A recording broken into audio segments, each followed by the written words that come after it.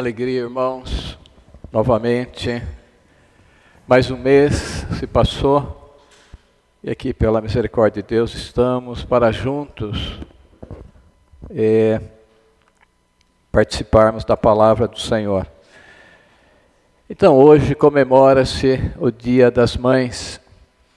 Eu quero falar de uma mãe cuja filha estava endemoniada. O texto está no Evangelho de Mateus, Mateus capítulo 15.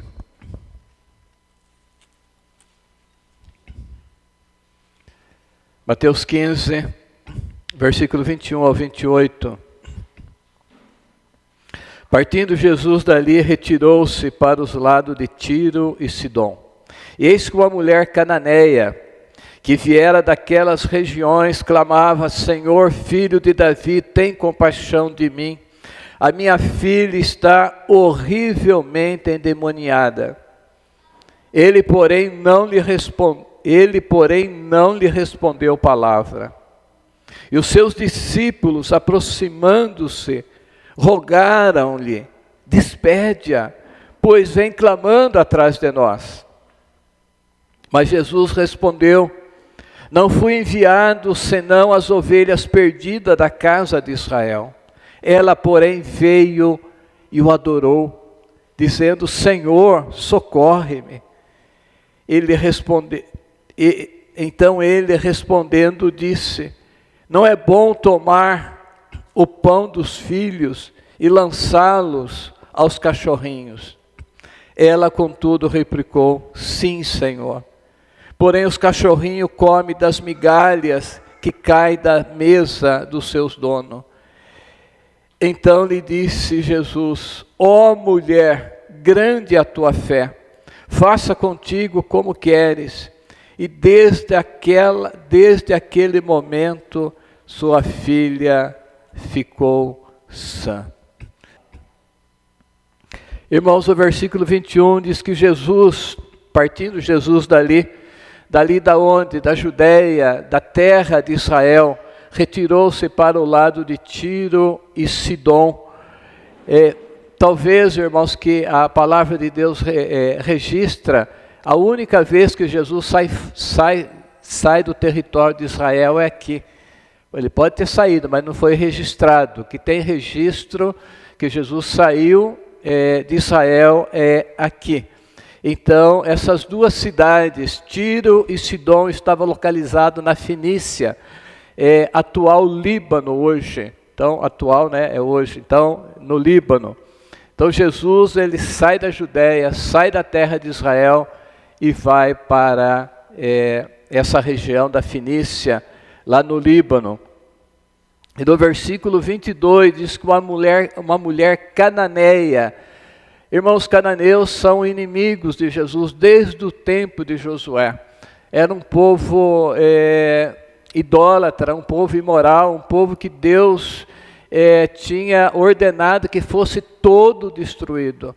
Mas Israel, pela infidelidade deles, Israel, por não cumprir o mandato de Deus, foi ficando muitos cananeus, ferezeus, jebuseus, foram ficando. Eles não conseguiam expulsar todos eles, eliminar da terra a terra prometida. E essa mulher vem dessa descendência, desse povo idólatra, povo que fazia sacrifício de seus próprios filhos aos seus deuses. Eram nações totalmente depravadas, totalmente ímpias. E Deus não queria contaminação com o seu povo, mas foi ficando, e aqui ficou uma descendente dos cananeus, uma mulher cananeia, diz a Bíblia. Eis que uma mulher cananeia que viera daquelas regiões, ali de Tiro e Sidom, clamava: Senhor, filho de Davi, tem compaixão de mim, minha filha está horrivelmente endemoniada. Então ela clama, ela busca o Senhor Jesus.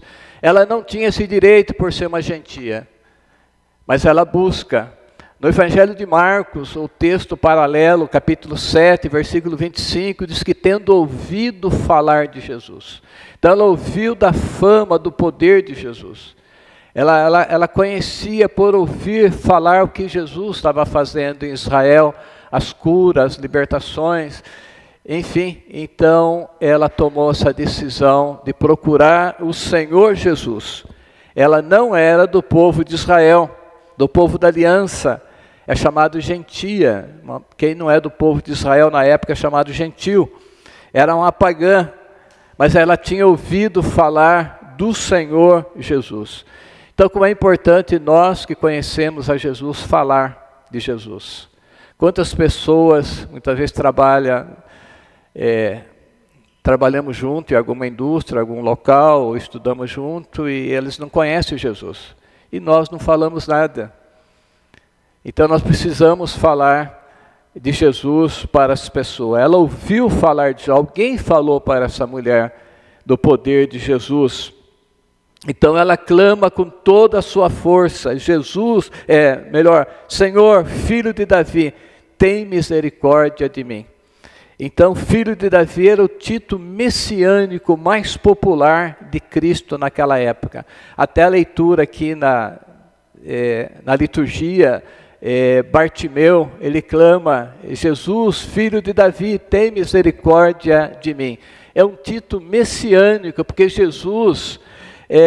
porque o Messias viria da linhagem de Davi, seria um descendente de Davi. Então, chamando Jesus, filho de Davi, a pessoa está crendo que ele é o Messias de Israel, que ele é o Messias prometido, o ungido de Deus. Então, essa gentia, essa pagã, essa cananeia, ela chama Jesus de filho de Davi. Não sabemos até onde que a sua fé era uma fé verdadeira no Messias, mas ela clama por isso. Ela clama porque sua filha está horrivelmente endemoniada. Agora, pensem sobre isso. Sua filha ela fala, minha filha está horrivelmente endemoniada. Ela reconhece que o problema da sua filha é espiritual. Ela reconhece, ela fala para o Senhor Jesus.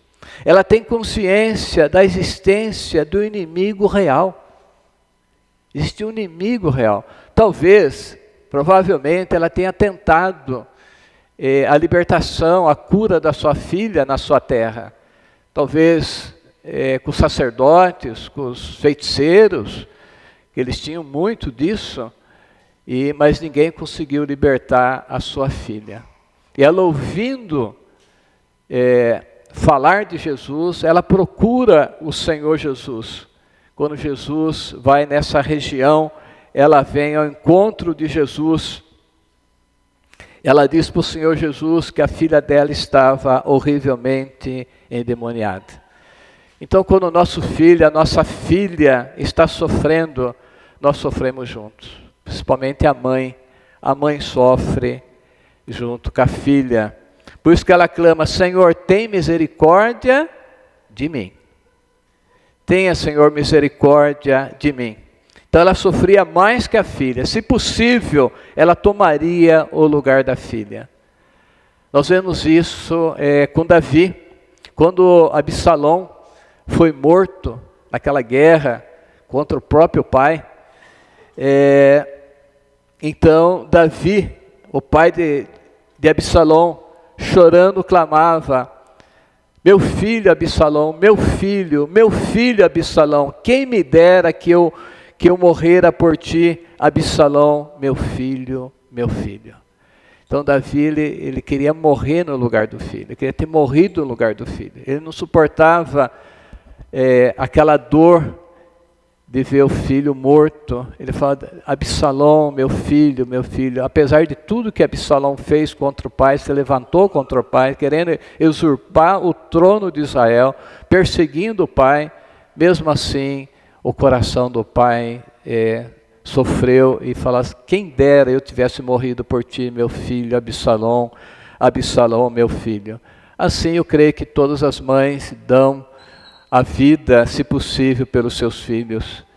Então essa cananeia, ela estava fazendo tudo que estava ao seu alcance para libertar sua filha, como ela diz, do demônio.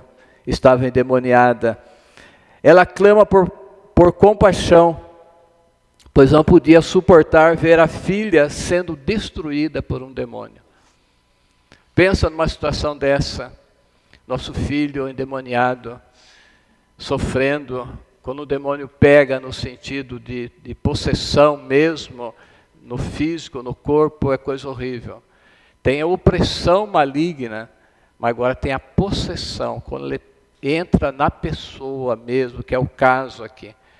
Então ele destrói a pessoa, de todo sentido. Então ela pede, ela clama, ela suplica, ela insiste, mas Jesus não dá atenção. Você imaginou uma coisa dessa? Ela clama, ela suplica, ela chora, ela implora, e Jesus não dá atenção. Olha o versículo 23.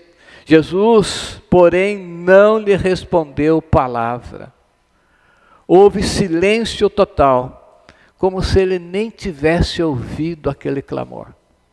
Irmão, Jesus fez isso.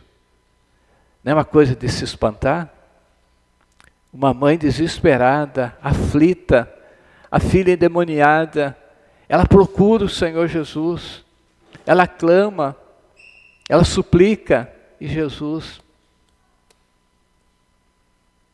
parece que nem ouve o seu clamor. Irmãos, isso não é diferente de muito de nós, não. Há momentos em nossa vida que o céu fica totalmente em silêncio diante do nosso clamor. Quem que nunca passou por isso? Quem que nunca passou por isso? De clamar, de clamar, de clamar, e aquele silêncio total da parte de Deus. Não há resposta. Deus em silêncio. Isso tem acontecido na vida do servo de Deus, em todas as épocas. Isso aconteceu com Jó. Ele ergueu ao céu o seu clamor. Ele dizia: por que todo esse sofrimento? Por que a minha dor não cessa? Por que oculta de mim o rosto? Por que não morri ao nascer? Por que não me mata de uma vez? Era o clamor contínuo de Jó. E a única resposta que ele ouviu foi o total silêncio de Deus. Isso por muito tempo, Deus não dava a resposta. E Jó clamava, e Jó suplicava: mas o que eu fiz? Eu quero comparecer perante o Senhor, eu quero expor a minha causa, eu quero explicar. Ele não entendia por que tanto sofrimento, mas tanto sofrimento, e o céu estava em silêncio. E Jó clamava, e Jó suplicava, e aquele sofrimento, isso por muito tempo. No Salmo 13, versículo 1, o salmista clama: até quando esquecer-te-ás de mim para sempre? Até quando ocultarás o rosto de mim? O profeta Abacuque, que lemos, mas no capítulo 1, versículo 2, Abacuque clama: até quando, o Senhor, clamarei eu e tu não me escutarás? Até quando, Senhor, que eu vou clamar e o Senhor não escuta? Irmão, você já falou isso para Deus? Se você não falou, você não sei, deve ser um super crente. Esse é o nosso clamor: Senhor, por quê? Senhor, por que o Senhor não me ouve? Nós sabemos que Deus ouve. Senhor, por que o Senhor não me atende? Senhor, por que o Senhor não age? É tão fácil para o Senhor. É só o Senhor querer. E a gente fica ali.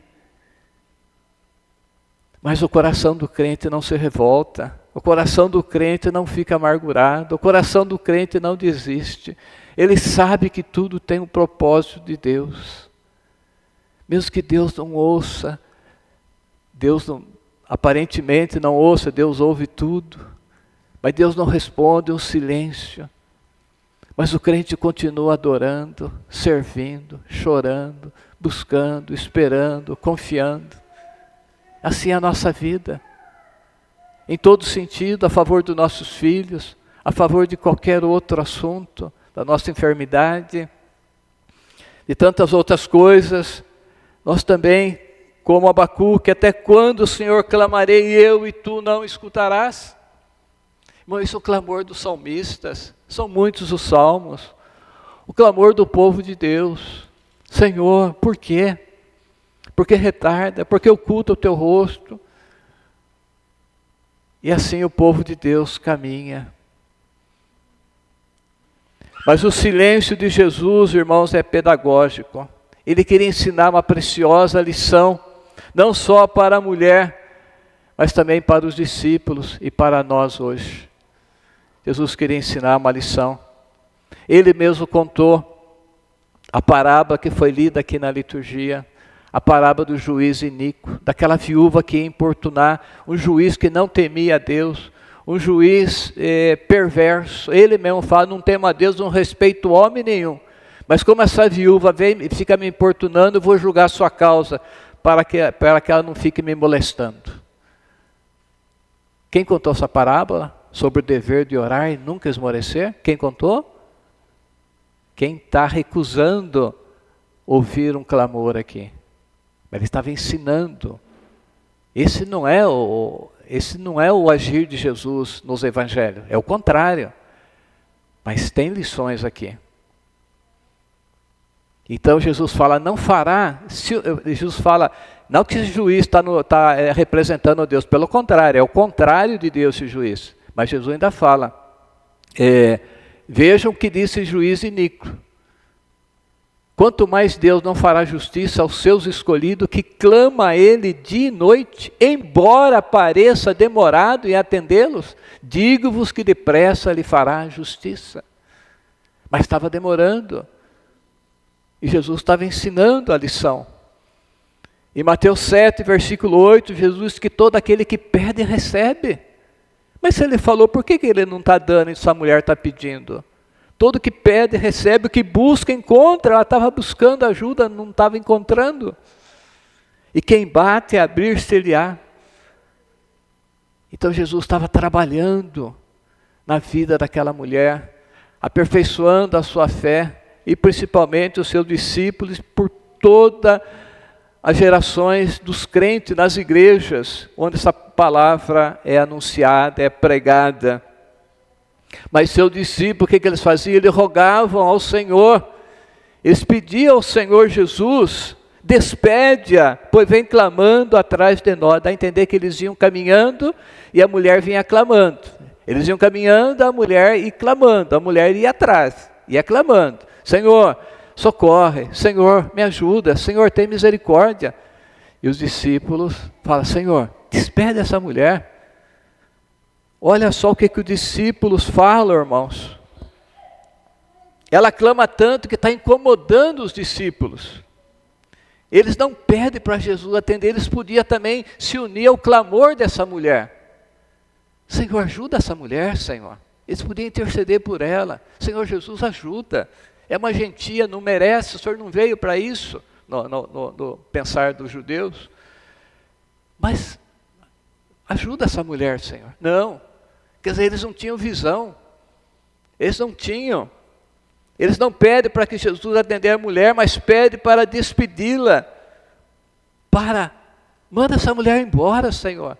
Deixa ela ficar com a filha endemoniada, deixa ela sofrer. Será que nós não somos às vezes assim, irmãos? Indiferente? Será que não somos assim? Nosso coração não toca de compaixão pelas pessoas? Eles estavam aí, não sei se estavam todos os discípulos, eles podiam falar: Senhor, cair de joelho também junto com a mulher: Senhor, atende essa miserável, essa coitada, ajuda ela. Não, Senhor, despede, manda embora. Você vê o coração dos discípulos. Que coração, irmãos. Despede, pois vem clamando atrás de nós. Queria ver-se livre dela. Quantas vezes acontece isso também? A gente quer ver livre de uma situação. Manda embora. Eles não estavam se importando com a sua dor, com a dor daquela mãe que está com a filha horrivelmente endemoniada. Eles queriam ficar livre dessa mulher que estava incomodando, vinha atrás, andando atrás, gritando: Senhor, socorre, Senhor, ajuda, Senhor, tem misericórdia de mim. Os discípulos: Senhor, manda essa mulher embora. Manda embora, para a gente ficar livre desse incômodo. O silêncio de Jesus foi seguido por uma declaração ainda mais desanimadora, irmãos. Primeiro ela clama a Jesus, faz de conta que nem ouviu. Fala nada, silêncio total. E depois desse silêncio, veio uma declaração ainda arrasadora, versículo 24. Mas Jesus respondeu: não fui enviado senão as ovelhas perdidas da casa de Israel.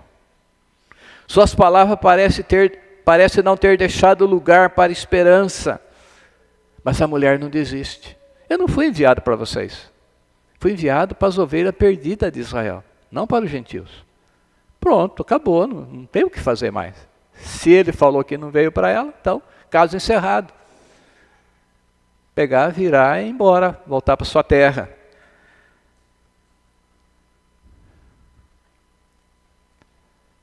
Suas palavras parecem não ter deixado a mínima possibilidade para essa mulher continuar pedindo. Olha o versículo 25. Ela, porém, veio e o adorou, dizendo: Senhor, socorre-me. Jesus fez de conta que não ouviu o clamor dela. Depois ela continua, Jesus fala: eu não fui enviado para vocês. Fui enviado para o meu povo, para o povo da aliança, o povo de Israel.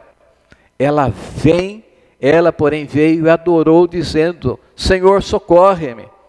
O texto de Marcos, paralelo, diz que ela veio e prostrou-se, ela ajoelhou, talvez ela até abraçou os pés de Jesus.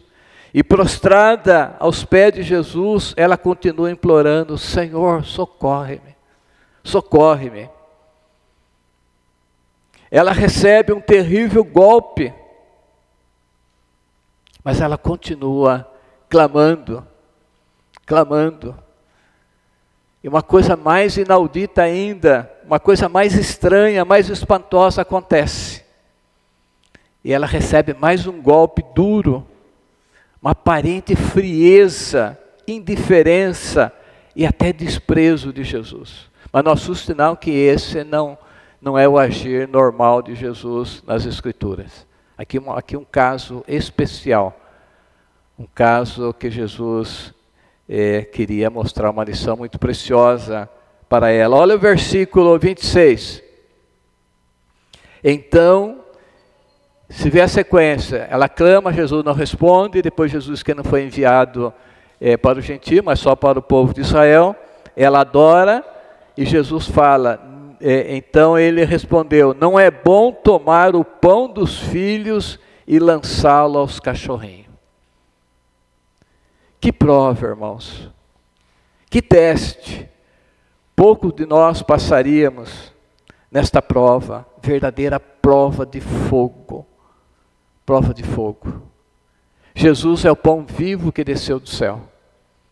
Os filhos aqui são judeus, o povo da aliança, e os cachorrinhos são os gentios que não eram povo de Israel. Mas longe daquela mulher ficar ressentida com a comparação que Jesus fez, ela toma essa palavra desalentadora, esmagadora, e transforma numa grande vitória. Ela pega essa palavra de Jesus: não é bom lançar os pão dos filhos para os cachorrinhos. Ela pega essa palavra e se torna vencedora. Olha o versículo 27. Ela, contudo, replicou: sim, Senhor. Os cachorrinhos comem das migalhas que caem da mesa dos seus donos. Ela não se ofende. Ela não ficou ofendida em ser comparado com um cachorrinho, um animal doméstico. Não os cachorros que os judeus tinham, os cães, né, os gentios, aqueles cães de rua, arruaceiro, carniceiro. Não, Jesus aqui compara ao animal doméstico, ao animal de estimação. É diferente essa palavra aqui dos cachorrinhos. Então ela, contudo, replica: sim, Senhor, porém os cachorrinhos comem das migalhas que caem da mesa dos seus donos. Então ela aceita a posição inferior. Era verdadeiramente uma mulher humilde de coração. Uma mulher humilde. E não existe um crente, alguém humilde de coração, que não receba tudo que ele precisa de Jesus. Um coração humilde, coração verdadeiramente humilde, é aprazível, agradável ao Senhor. Então ela era uma mulher realmente humilde de coração. Ela reconhecia a sua indignidade. Ela não era digna de Jesus, de receber nada dele, mas ela precisava. Ela era indigna. Os cachorrinhos comem das migalhas que caem da mesa dos seus donos. Então não vai faltar para os filhos. Ela vê em Jesus uma fonte de poder, uma fonte inesgotável. Ela vê em Cristo alguém que ela poderia ajudar ela, mas não ia fazer falta para os judeus. Jesus tinha poder para ajudar todos os judeus, todo o seu povo, mas também para os gentios. Só uma migalha que cai da mesa dos seus donos, os cachorrinhos comem, já é o suficiente. Ela sabia, um pouco só de Jesus era suficiente para ela, só um pouco. Então lhe disse Jesus: ó mulher, grande é a tua fé, grande é a tua fé, faça contigo como queres. E desde aquele momento a sua filha ficou sã. É o versículo 28. Ó mulher, grande é a tua fé.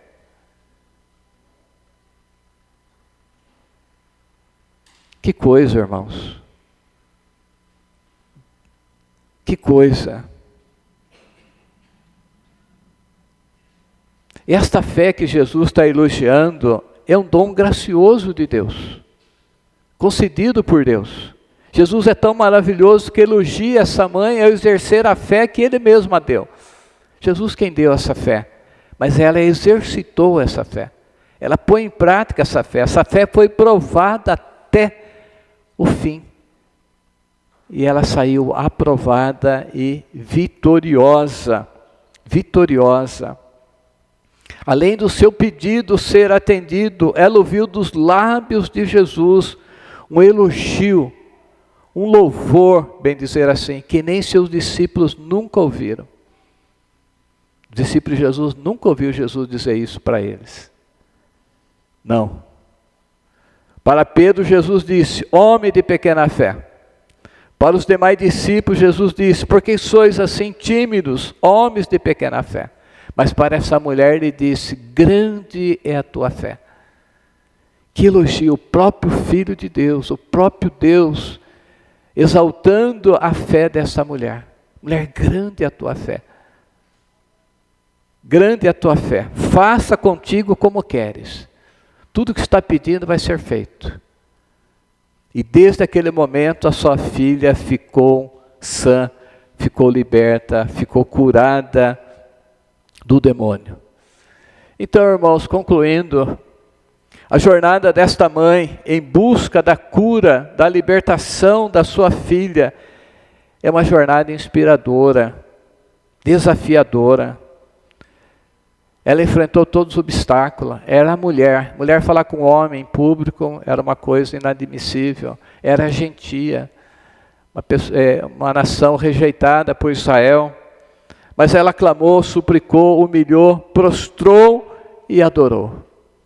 Mesmo contra a esperança. Não tinha esperança nenhuma aparentemente. Jesus não ouviu, Jesus foi indiferente, Jesus foi duro. Estou falando isso no sentido do texto, tá? Jesus foi duro com ela. Jesus fala que ele não foi enviado a não ser para as ovelhas perdidas da casa de Israel. Jesus disse que não é bom pegar o pão, que é ele, e dar aos cachorrinhos, que é ela. E ela enfrentou tudo isso de forma humilde, de forma firme. Ela precisava. Irmãos, quando Deus é a nossa única esperança, a gente se agarra, a gente luta, como Jacó no vale do Jaboque. Seu irmão veio com 400 homens contra ele. Ele está com toda a sua família ali. Quando alguém vai indo, volta, Esaú vem contra ti com 400 homens. O que fazer agora? Vai matar toda a família. E aí ele passa toda a família para frente, ele vai fazendo aqueles trama dele ali, mandando os presentes, ele fica sozinho. Aí ele luta a noite toda com um anjo do Senhor. E Jacó se agarrou no anjo, e o anjo falou, deixa aí. Jacó falou, não, enquanto não me abençoar, eu não te deixarei.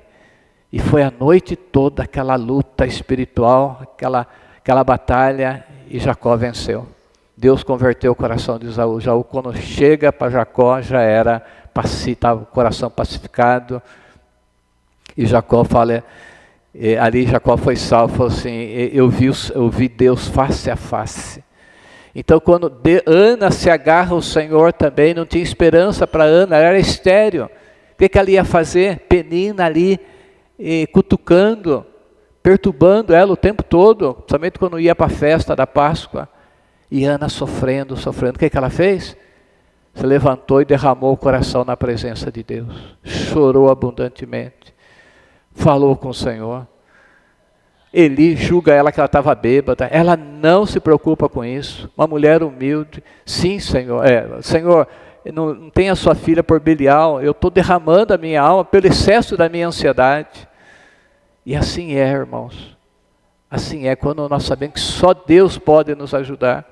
Não tem outra esperança. Quando todas aquelas nações vêm contra o rei Josafá, o que ele faz? Ele se prostra, ele busca Deus, ele fala para Deus, Senhor, em nós não há força para resistir a essa multidão, mas nossos olhos estão postos em Ti. Nossos olhos estão postos em Ti. Irmão, enquanto nós temos esperança em alguma coisa, talvez Deus não vai agir. Mas quando a gente deposita toda a esperança no Senhor, é impossível Deus não agir. Ele vai agir. Talvez não do nosso jeito, mas Ele vai agir. Quando você derramar a sua alma, quando você colocar toda a sua confiança no Senhor, mas de uma forma assim plena, Senhor, se o Senhor não me ajudar, eu pereço. Senhor, eu não tenho para onde ir. É só o Senhor. Senhor, se o Senhor não fazer, não tem como Deus não fazer, irmão. Não tem, não existe. Deus faz. Mas para chegar nesse estado é difícil. Nós sempre procurar um meio, outra ajuda, mas quando é só o Senhor, como o caso dessa mulher, como o caso de Ana e outros casos bíblicos. Mas, irmão, após a terrível tempestade veio a bonança. Ela voltou para casa aliviada da sua aflição, do seu fardo. Ela voltou para sua casa uma nova mulher, transformada, salva pela graça. Ela voltou vitoriosa. Ela pôde contar para sua filha, porque lá em Marcos, o texto de Marcos 7, 29 e 30, diz que então Jesus, voltando para casa, achou a menina sobre a cama, pois o demônio a deixara. Então o demônio já tinha saído, a menina estava na cama com a mãe chega, e ela pôde contar para a filha tudo que Jesus fez, e houve alegria, houve gratidão, houve louvor no meio de um povo pagão, gentil, porque uma mulher ousou em buscar a Jesus e permaneceu firme, e não retrocedeu. Ela colocou no coração que ela não voltaria sem essa bênção de ver a sua filha liberta do demônio. E ela foi vitoriosa.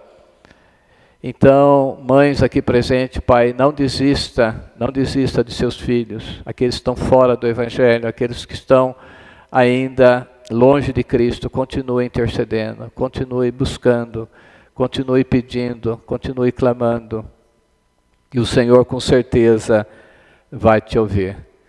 Que Deus nos abençoe.